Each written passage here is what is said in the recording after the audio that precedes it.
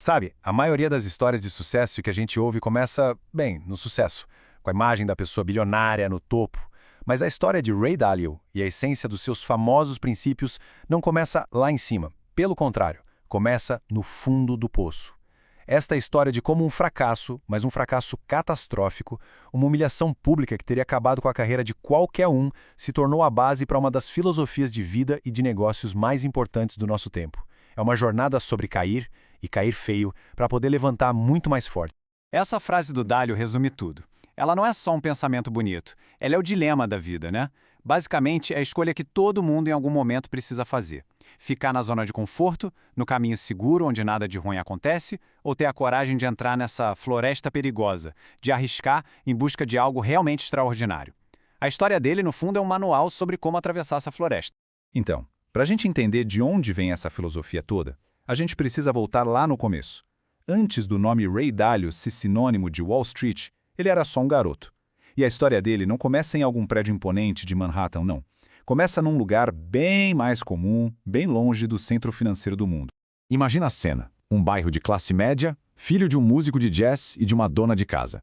O jovem Dalio não tinha nada de especial. Na verdade, ele mesmo se descrevia como um aluno medíocre, para não dizer ruim. Tinha uma memória péssima e, pior, odiava seguir instruções. A escola, com aquela coisa de decorar fatos, era uma tortura para ele. Só que, por baixo daquele aluno desinteressado, tinha uma curiosidade que não parava. Ele não queria que alguém desse as respostas prontas. Ele sentia a necessidade de descobrir como as coisas funcionavam por conta própria. E essa teimosia, bom, ela se tornaria um motor de toda a vida dele. E foi justamente essa cabeça dura, essa vontade de fazer do jeito dele, que o levou ao sucesso muito rápido. Mas, como em toda boa história, existe um ponto de virada. E o que sobe rápido demais, às vezes desce na mesma velocidade. A queda do Dalio não foi pequena. Foi um fracasso espetacular. A gente está chegando agora no momento que definiu tudo, o ponto de inflexão que quase acabou com ele, mas que ironicamente foi o que construiu o homem que ele é hoje. Ok, vamos viajar para o ano de 1982. Ray Dalio não estava apenas confiante. Ele se sentia o dono do mundo. Ele vai à televisão, em rede nacional, e com uma certeza que beirava arrogância, ele declara que uma depressão econômica estava vindo e que o mercado de ações ia despencar. Essa frase, dita com o que ele mesmo depois chamou de um excesso insano de confiança, virou o símbolo da sua própria queda. O mercado não só não caiu, como fez exatamente o contrário. Em um único dia, subiu 4%. A previsão dele não foi só um pouco errada, foi um erro monumental, público e absolutamente desastroso. A realidade deu um soco na cara dele. O tombo foi feio e foi público. Imagina a humilhação nos jornais, na TV, mas o pior ainda estava por vir. A empresa dele, a Bridgewater, perdeu tanto dinheiro, mas tanto dinheiro, que ele teve que demitir todo mundo. Todos os seus funcionários. Chegou ao ponto de ter que pegar dinheiro emprestado com o pai para pagar as contas de casa. Depois de 8 anos de trabalho duro, ele não só voltou para a estaca zero, ele estava devendo. Nas palavras dele mesmo, ele era um babaca arrogante que tinha perdido absolutamente tudo. E é aqui que a história dá um giro de 180 graus, porque o próprio Dalio olha para esse momento, o pior momento da vida dele, e diz que foi uma das melhores coisas que poderiam ter acontecido. Como assim, né? Como o fundo do poço pode ser bom? Porque a dor excruciante do fracasso deu a ele um presente que o sucesso nunca poderia dar. Humildade. A humildade de questionar as próprias certezas e de finalmente equilibrar a agressividade. Essa frase é forte, né? Comer cacos de vidro. Essa foi a lição que ele aprendeu e da forma mais dolorosa possível. Ele entendeu que o jogo da vida não é sobre estar certo o tempo todo. O jogo é sobre o que a gente faz quando está completamente errado. Ele percebeu que a sua arrogância não era uma força, era um véu que o impedia de ver a realidade como ela realmente é. E foi ali, das cinzas daquele fracasso, que nasceu algo novo. Não era só uma nova empresa ou uma nova estratégia de investimento. Era um jeito novo de pensar, um jeito novo de viver. Um processo sistemático criado para uma única coisa: transformar a dor e o fracasso, que são inevitáveis, em um motor para o progresso. Essa ideia se tornaria a base de todo o sucesso que viria depois.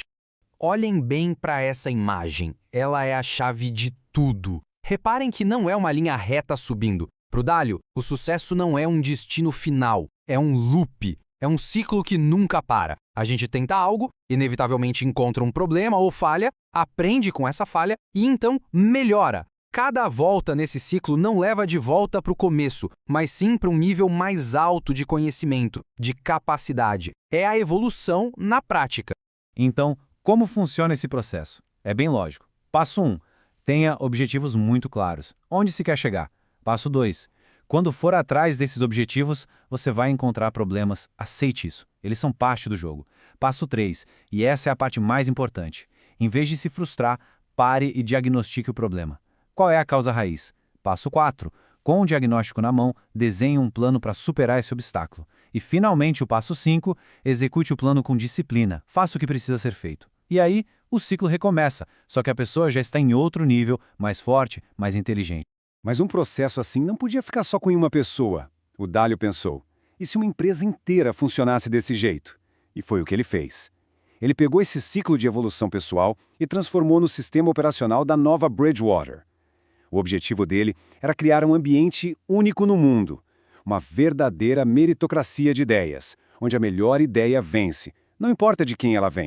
E a base para essa meritocracia é um conceito que ficou famoso, a transparência radical. A premissa é simples, mas colocar em prática é muito, muito difícil. A regra é honestidade total, o tempo todo, por mais desconfortável que seja. Na Bridgewater, todo mundo é obrigado a colocar os problemas na mesa, abertamente, e a desafiar as ideias dos outros, sem medo. O objetivo é eliminar os pontos cegos que o ego cria, os mesmos pontos cegos que levaram o Dalio à falência.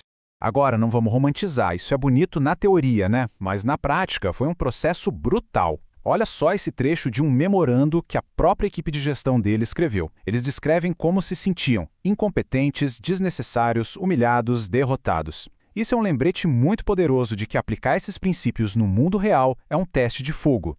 Exige um nível de maturidade e de compromisso que pouca gente tem. Com o tempo, essa filosofia do Dalio foi se expandindo. O que começou como uma forma de lidar com o fracasso nos negócios se transformou numa visão de mundo completa. Ele começou a enxergar esse mesmo padrão, esse mesmo ciclo de dor e progresso, em absolutamente tudo.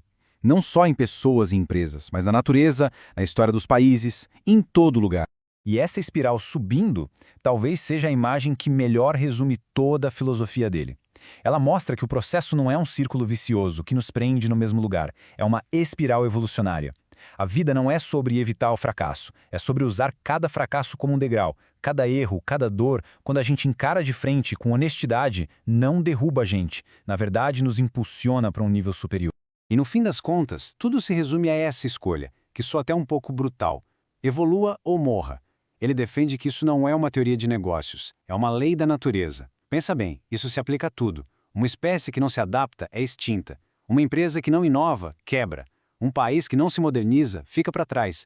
A adaptação, a melhoria contínua, não é opcional, é uma condição para continuar existindo. Ficar parado é o começo do fim.